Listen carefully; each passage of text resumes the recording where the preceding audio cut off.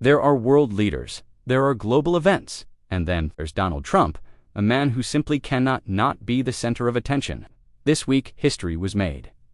Cardinal Robert Francis Prevost became Pope Leo XIV, the first American in history to lead the Catholic Church.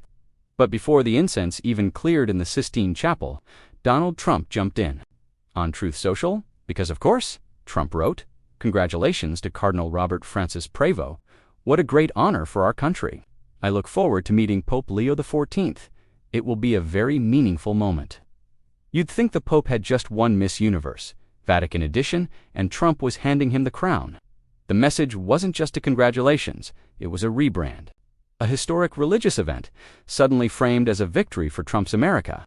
Because if you ask Trump, everything is about America. And if it's about America, well, then it's about him. Let's be honest, this isn't new. Let's review the greatest hits from Trump's main character syndrome, Queen Elizabeth II's funeral. Trump posted about how he would have been seated better than President Biden. The Olympics, he called for U.S. athletes to boycott, until he tried to take credit for their wins. Climate summits, he skipped them, then mocked them, then claimed his absence was the reason for their success. COVID vaccines, science moved at lightning speed, but Trump insisted the miracle cure was thanks to Operation Warp Speed, the greatest thing maybe ever done by a president.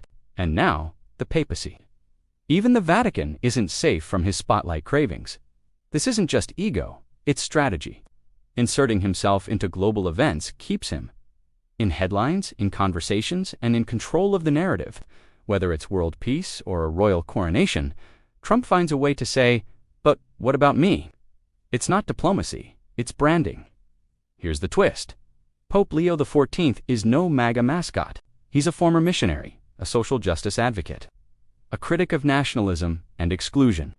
He once called immigration crackdowns a betrayal of human dignity. So, this great honor for our country may become a theological Cold War. With Trump pushing pride and the Pope preaching humility, let's just say they probably won't be trading red hats.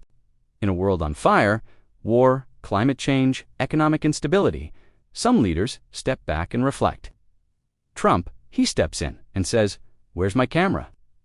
The planet may spin on its axis, but in Donald Trump's mind, it rotates around him. Because when you suffer from main character syndrome, even the Pope becomes a supporting role. Like, subscribe, and drop a comment.